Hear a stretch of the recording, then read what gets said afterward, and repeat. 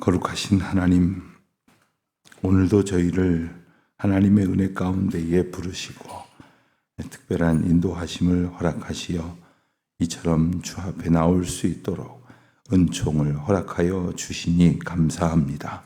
건강을 주시고 믿음을 주시고 주님 앞에 나올 수 있는 여러 가지 여건을 주시니 참 감사합니다. 혹 여건이 조금 저희들에게 불편하게 된다 할지라도 주님이 주시는 인도하심의 은혜를 힘입어서 넉넉히 주 앞에 나아가고 주님의 인도하심을 온전히 순종하기에 부족함이 없도록 저희들에게 믿음 위에 믿음을 더하여 주시옵시고, 또한 간절히 바라고 원하옵기는 저희들의 연약한 인생이오니 오직 하나님의 은혜가 아니면서는 단 하루도 저희의 힘으로 살아갈 수 없음을 고백할 때마다 매일매일의 삶을 주님이 인도하여 주시옵시고, 마지막 날에 이르도록 온전한 정신과 온전히 저희들을 간수할 수 있는 몸으로 주님 앞에 쓰임받는, 그리고 하나님께서 부르시고 인도하시고 보내시고 사용하시는 대로 순종하며 살아가는 저희들 되게 하여 주시기를 기도드립니다. 아버지 하나님, 그러하기 위해서 저희 자신을 하나님 앞에 늘 비추어 저희의 죄와 허물을 주님 앞에 자복하는 주의 자녀 되게 하여 주시기를 기도드립니다. 죄를 보고도 깨닫지 못하는 무지함과 어리석음에 갇혀있지 않게 하여 주시옵소서. 주님이 저희에게 맡겨주신 귀한 일들을 저희들이 늘 기억하게 하여 주시옵소서. 저희 가정마다 또한 저희 각 사람뿐만 아니라 저희 교회에 주님 주신 사명이 있음을 잊지 않는 저희들이 되게 하여 주시옵소서. 아버지 하나님, 여러 날 많은 비가 오고 또 많은 비가 예보되어 있습니다. 하나님, 이럴 때마다 정말 세상 사람들은 사람에게 잘못을 돌리고 또 서로에게 공경의 이유로 삼기도 합니다만, 저희들의 연약함과 창조주 하나님의 위대하심을 겸손히 인정하고 또한 주님의 인도하심을 구하는 중에 인간의 탐욕으로 스스로를 망가뜨리는 일이 없는지를 겸손히 돌아보는 때가 되게 하여 주시기를 기도드립니다. 하나님, 저희에게 주시는 지혜와 또한 일찍이 깨닫게 하신 하나님의 가르침을 잘 기억하여 저희의 주변을 살펴 어려운 일을 겪지 않도록 주님 도와 주시옵시고, 또 이 땅에 많은 수고하는 공무원들, 또 여러 모양으로 애쓰는 이들에게 하나님께서 힘 주셔서 넉넉히 이 재난의 때를 또한 이겨낼 수 있도록 도와주시기를 기도드립니다. 연로하신 어르신들, 병약한 성도님들, 우리 성도님들 가운데에 이렇게 여러 가지 불편함으로 거동조차 어렵고 또한 출타하기 힘드신 상황 속에 있는 분들 많이 계십니다. 여러 가지 질병으로 고통 중에 있는 분들, 또한 상하고 다친 몸을 치료받기 위하여 치유의 과정 가운데에 하나님의 은혜를 구하고 계시는 모든 분들, 주님의 장중에 붙들어 주시옵시고, 오직 주님의 은혜 안에 저희들이 날마다 새로워지고 비록 연약한 몸을 가졌지만 고침받는 기쁨으로 충만케 하여 주시기를 기도드립니다. 저희의 남은 평생의 삶에 고치시고 새롭게 하시는 하나님을 찬송하며 살아가는 저희들 되게 하여 주시옵소서. 오늘도 하나님의 말씀 앞에 저희들 불러주시니 감사합니다. 이 시간 이 우중에 주의 전에 나와 예배 드릴 수 있도록 인도하신 모든 주의 자녀들 뿐만 아니라 또한 인터넷을 통해서 함께 말씀을 듣고 나눌 수 있게 되어진 모든 분들, 또 이 말씀이 저희들의 입술과 고백을 통하여 증거되고 선포되며 전달되어질 때 말씀 속에 역사하신 하나님의 놀라운 권능이 나타나게 하여 주시옵소서. 아버지요, 이날이 주님의 은혜의 날 되게 하여 주시기를 원합니다. 해외에 있는 많은 교우들, 지방에 있는 교우들, 출타 중에 있는 교우들, 여행 중에 있는 교우들 안보하여 주시옵시고, 정말 저희들의 걸음걸음이 오직 주님의 영광이 되게 하여 주시옵소서. 군문에 나가 있는 자녀들 지켜주시고 하나님의 은혜 안에 든든히 서가며 더욱 하나님 의지하는 믿음의 아들들 되게 하여 주시옵소서. 주여, 이 날이 주님의 은혜의 날 되기를 간절히 바라오며 이 모든 말씀 우리 주 예수 그리스도의 이름으로 기도하옵나이다. 아멘. 열왕기하 12장 9절부터 21절까지 말씀을 보겠습니다. 열왕기하 12장 9절부터 21절까지 말씀 우리 같이 한 목소리로 봉독합니다. 제4장 여호야다가 한 궤를 가져다가 그것의 뚜껑에 구멍을 뚫어 여호와의 전문어기 오른쪽 곧 제단 옆에 두매 여호와의 성전에 가져오는 모든 은을 다 문을 지키는 제사장들이 그 궤에 넣더라. 이에 그 궤 가운데 은이 많은 것을 보면 왕의 서기와 대제사장이 올라와서 여호와의 성전에 있는 대로 그 은을 계산하여 봉하고 그 달아본 은을 일하는 자 곧 여호와의 성전을 맡은 자의 손에 넘기면 그들은 또 여호와의 성전을 수리하는 목수와 건축하는 자들에게 주고 또 미장리와 석수에게 주고 또 여호와의 성전 파손한 데를 수리할 제목과 다듬은 돌을 사게 하며 그 성전을 수리할 모든 물건을 위하여 쓰게 하였으되 여호와의 성전에 드린 그 은으로 그 성전의 은대접이나 불집게나 주발이나 나팔이나 아무 금그릇이나 은그릇도 만들지 아니하고 그 은을 일하는 자에게 주어 그것으로 여호와의 성전을 수리하게 하였으며 또 그 은을 받아 일꾼에게 주는 사람들과 회개하지 아니하였으니 이는 그들이 성실히 일을 하였음이라. 속건제의 은과 속죄제의 은은 여호와의 성전에 드리지 아니하고 제사장에게 돌렸더라. 그때에 아람 왕 하사엘이 올라와서 가드를 쳐서 점령하고 예루살렘을 향하여 올라오고자 하므로 유다의 왕 요아스가 그의 조상들 유다 왕 여호사밧과 여호람과 아하시아가 구별하여 드린 모든 성물과 자기가 구별해 드린 성물과 여호와의 성전 곡관과 왕궁에 있는 금을 다 가져다가 아람 왕 하사엘에게 보냈더니 하사엘이 예루살렘을 떠나갔다. 요아스의 남은 사적과 그가 행한 모든 일은 유다 왕 역대지략에 기록되지 아니하였느냐. 요아스의 신복들이 일어나 반역하여 실라로 내려가는 길가의 밀로궁에서 그를 죽였고 그를 쳐서 죽인 신복은 시므앗 아들 요사가이가 소멜의 아들 여호사바드였더라. 그는 다윗성에 그의 조상들과 함께 장사되고 그의 아들 아마샤가 그를 대신하여 왕이 되니라. 아멘. 유다의 8번째 왕인 요아스에 대한 이야기가 오늘 본문에 기록되어 있습니다. 요아스는 그 출생부터가 아주 드라마틱한 사람이었죠. 그 선왕이 아달랴, 즉 북이스라엘 아합의 딸로서 남편과 아들을 왕위에 두었으나 그들이 다 죽었을 때에 그 다윗의 후손을 잇는 그 왕가의 모든 이들을 다 죽였습니다. 엄밀히 말하면 이 아달랴는 유일하게 유다 혈통이 아니고 이스라엘에서 시집온 케이스니까 유다 혈통이라고 할 수가 없죠.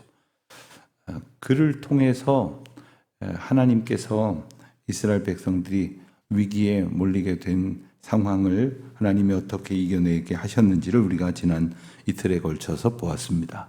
제사장 여호야다가 하나님의 약속을 기억하고 그 왕족 가운데 어린 아이, 2살도 안 된 어린 아이 하나를 이제 겨우 찾아내어 지키고 보호하여 이제 6년간을 보호하다가 이제 왕으로 세우고 그리고 그 제사장 여호야다를 비롯한 하나님 앞에서 결연한 의지를 가진 사람들의 도움을 받아서 그들의 사실은 그들의 주도적인 역할 속에서 요아스가 왕 역할을 하게 된 것임을 우리는 충분히 짐작을 할 수 있게 됩니다.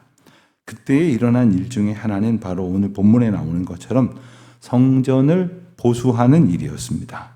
이 제사장 여호야다가 9절에 보니까 한 궤를 가져다가 구멍을 뚫어서 제단 옆에 두었더니 사람들이 성전에 가져오는 은을 다 그 안에다가 넣었다 했습니다. 평상 예배 드릴 때에 말고 평상시에 예배당 입구에 보면 이제 헌금함이 있죠. 그래서 하나님 앞에 드리는 예물을 봉헌할 때 그 함에 넣는 아마 이런 헌금 방법의 시초가 되는 구절이 아마 본문이 아닐까 하는 생각을 해보게 됩니다. 헌금함을 만들어서 다 은을 넣었는데 당시에는 이렇다 할 특정한 화폐가 없었기 때문에 은을 일반적인 통용의 화폐 성격으로 사용했기 때문에 은으로 봉헌을 했던 것입니다. 물론 은이 아닌 것을 가지고 와도 얼마든지 봉헌하기도 하였습니다. 그런데 오늘 본문에서 이제 은을 가지고 왔을 때 그 은이 어떻게 사용되어지는 것을 보면서 이 성전 이 수리에 얼마나 전심을 다했는지를 우리가 볼 수가 있게 됩니다. 10절 이하에 보면 은이 이제 함에 이렇게 많아지게 되면 왕의 서기와 제사장이 그 은을 이제 꺼내서 계산을 한 다음에 다시 봉했습니다. 그리고 그 꺼내서 계수한 그 은을 일하는 자, 성전 맡은 자의 손에 넘기면 그 사람들은 이걸 가지고 목수 혹은 미장이, 석수 이런 여러 건축하는 사람과 수리하는 사람들에게 주어서 이제 망가진 성전을 수리하는데 제목도 사고 돌도 사게 하고 그리고 그 수리하는데 소용되게 하였다.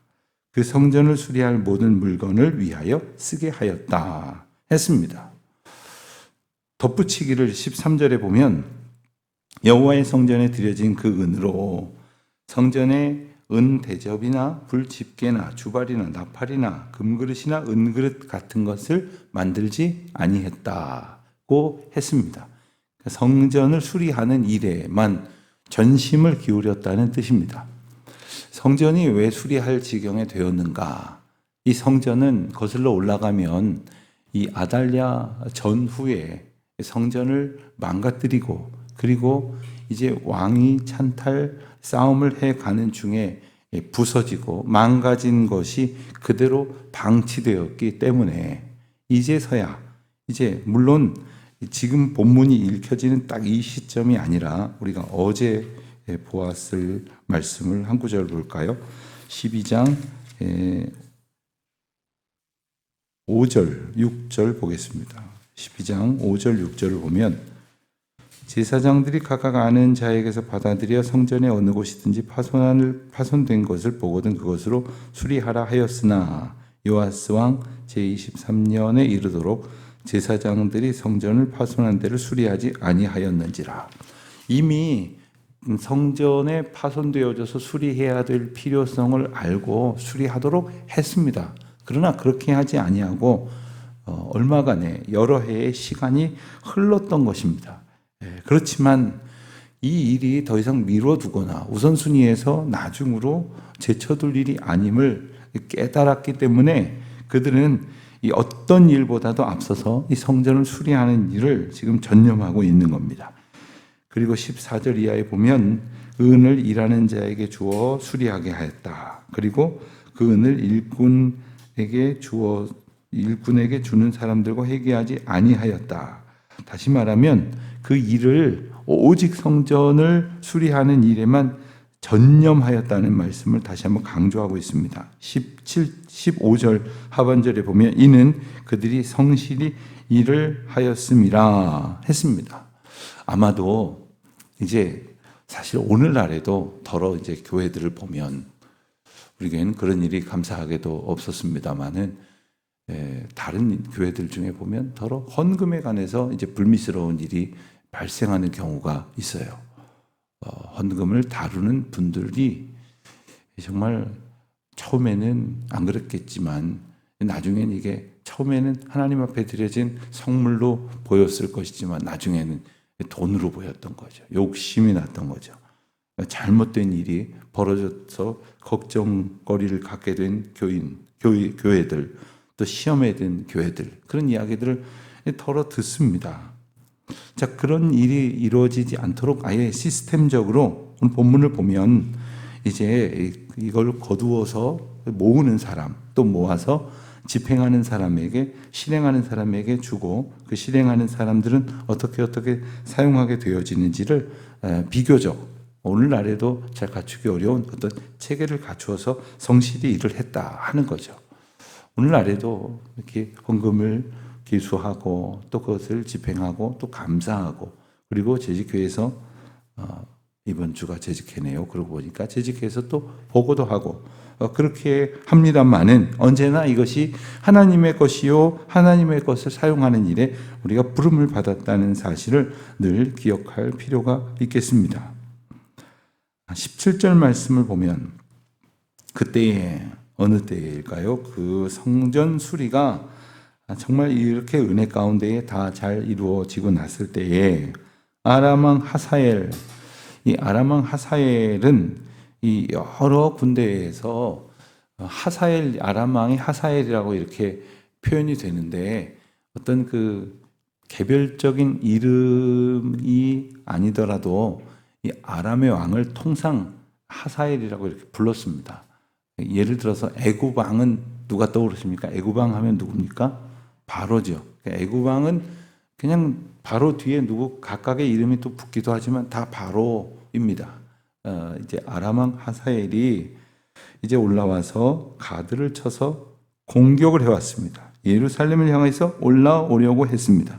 그때의 유다의 왕 요아스가 그의 조상들 유다왕 여호사밧과 여호람과 아하시아가 구별하여 드린 모든 성물과 또 자기가 구별하여 드린 성물과 여호와의 성전 곡간과 왕궁에 있는 금을 가져다가 하사엘에게 보냈더니 하사엘이 떠나갔더라. 자, 예루살렘 공동체가 또 한 번 위기를 맞습니다. 공격을 받은 겁니다. 그런데 이때 대처한 방법을 보면 하나님 앞에 기도하고 엎드리고 주님의 도우심을 구하는 것이 아니라 그냥 돈으로 해결한 거예요. 가지고 있는 거 다 줘서 이거 줄 테니까 제발 떠나가라. 사실은 가장 세상에서 쉬운 게 돈으로 해결하는 겁니다. 예컨대 여러분 하루 와서 좀 교회에서 뭐 가령 성경학교가 있는데 하루 와서 좀 봉사하시겠습니까? 아니면 그냥 간식값 좀 보태시겠습니까? 하면 사실 돈 몇 푼 보태는 게 훨씬 쉬울 수 있어요. 뭐 어떤 일이든지 그렇습니다. 그러나 단지 그렇게 더 쉬우냐 쉽지 않느냐의 차원을 넘어서는 문제입니다. 하나님께서 주관하시는 모든 상황 속에서 위기를 맞게 됐더라도 그 위기를 헤쳐감으로써 깨닫게 하시는 하나님의 뜻이나 인도하심에 주목하지 아니하고 그냥 자기들이 가지고 있는 돈, 물질, 이것 또한 자기들의 것도 아니잖아요. 하나님 앞에 구별하여 드려진 것이었지 않습니까? 게다가 조상적부터 잘 모아온 것이지 않습니까? 이것 그냥 주고 해결해 버렸다는 거예요. 오늘날이라면 어떤 생각이 들까요? 하나님 앞에서 우리가 이제 물질을 지금 집행하는 입장이 될 수 있습니다. 예컨대 우리가 지금 우리의 문제로 좀 집중해서 본다면 성전 건축을 하고 있고 이 성전 건축에는 그동안에 우리가 지냈던 성전을 이제 수용이 되고 그것으로 보상을 받는 것에다가 그리고 이제 우리들이 열심으로 봉헌한 것을 모아서 이제 성전을 짓겠다고 하는 것이니 지금 우리가 드리는 헌금은 사실 얼마 안 되고 그동안에 하나님께서 이 조상들 적부터 우리 교회에 정말 마음과 정성을 모아서 하나님 앞에 봉헌한 것을 가지고 이 성전을 짓는 거예요. 얼마나 두렵고 떨리는 마음으로 해야 될 일인지 모릅니다. 이것을 또 누구가 헌금한 것으로 한다고 생각해도 안 됩니다. 그 하나님의 장중의 역사 가운데에서 하나님께서 이만큼이라도 모을 수 있도록 이만큼이라도 이 성전 공동체가 우리 교회 공동체가 올 수 있도록 지켜주시고 하나님께서 붙들어 주신 그 위에 이 일이 세워지는 거예요. 이 일을 마치 우리가 어떻게 이렇게도 저렇게도 할 수 있는 물질이라고 생각해서는 안 되고 하나님께서 인도하시는 그 은혜 가운데 정말로 겸손한 마음으로 여쭙고 그리고 그 일들을 우리가 순종함으로 행해야 함을 우리가 늘 기억해야 하는 것입니다. 마치 내가 이렇게 해도 되고 저렇게 해도 된다는 식으로 해서는 결코 안 되는 거예요. 오늘 본문을 봐도 이제 이 수리하는 일에만 전심을 다하고 그리고 이제 자기들끼리 이렇게 필요한 은그릇, 금그릇 뭐 이런 거 만드는 일에 쓰지 아니하였다. 게다가 또 그러면서도 한편으로는 16절에 보면 속건제의 은과 속죄제의 은은 여호와의 성전에 드리지 아니하고 제사장에게 돌렸더라. 속건제의 은과 속죄제의 은은 그 중에는 제사장들의 몫으로 이렇게 구별하여 놓은 것이 있습니다. 그 성전을 섬기는 사람들의 말하자면 생활하는 것으로 이렇게 구별한 것이 있습니다. 이것은 이것대로 잘 구별하여 드렸다는 거예요. 다시 말하면 성전을 짓는 일과 함께 이 성전을 섬기며 살아가는 성전 봉사자들의 삶 또한 중요했다는 것이죠. 이것을 지켜가야 했다는 것입니다. 하나님께서 이 성전 건축의 과정 속에서 주신 은혜는 하나님 앞에 집중할 때 그 모든 어려움들을 헤쳐갈 수 있게 되었다는 거죠. 하지만 요아스가 말년에 이제 돈으로 해결을 하려고 하다 보니까 어떤 일이 벌어집니까? 그동안 여호사밧을 통해서 이끌어가던 이스라엘의 영적인 그 아름다움을 잃어버린 것을 안타깝게 여긴 그의 부하들에 의해서 반역을 당하여 비참하게 죽게 된다는 거예요. 사실 따지고 보면 12장 2절에 나옵니까? 2절입니다. 요아스가 제사장 여호야다가 그를 교훈하는 모든 날 동안에는 여호와 보시기에 정직히 행하였으되 여호야다가 그를 잘 교훈했을 때는 잘 갔단 말입니다. 근데 여호야다가 죽고 나니까 그 길을 잃어버린 거예요. 그러니까 하나님 앞에서 어떤 뭐 제사장이나 어떤 목사나 어떤 특정인에게 딱 갇힌 삶을 얘기하는 것이 아닙니다. 그를 통하여 인도하시는 하나님의 인도하심을 놓쳐버리니까 이렇게 되더라는 거예요. 이럴 만한 이유는 얼마든지 있습니다. 그러나 그랬을 때에 요아스가 정말 잘 가던 요아스가 말년에 이렇게 어그러지는 것을 보면서 우리는 끝까지 믿음으로 잘 살아가는 것이 얼마나 어려운지를 좀 깨달아야 하는 거죠. 지금까지 잘 살아왔어도 앞으로 정말 우리가 숨이 멎을 때까지 오직 여호와의 인도하심만을 바라고 살아가는 것이 정말로 두렵고 떨리는 일이라고 하는 사실을 우리가 기억하고 오직 어떠한 상황 속에서도 하나님만 의지하겠노라는 소망을 가지고 주님만이 우리를 붙들어 주시기를 간절히 구하는 심정으로 오늘도 살아갈 수 있게 되시기를, 그럴 때에 우리를 도우시고 붙드시는 하나님의 은혜 안에 있게 되기를 주의 이름으로 축원드립니다. 하나님 아버지, 연약하고 부족한 저희들 하나님의 은혜 안에 지키시고 인도하시니 감사합니다. 신실하신 주님을 따라서 오늘도 부족한 저희들이 주님의 인도하심을 힘입어 신실하여질 수 있도록 은혜를 더하여 주옵소서. 예수님의 이름으로 기도드립니다. 아멘.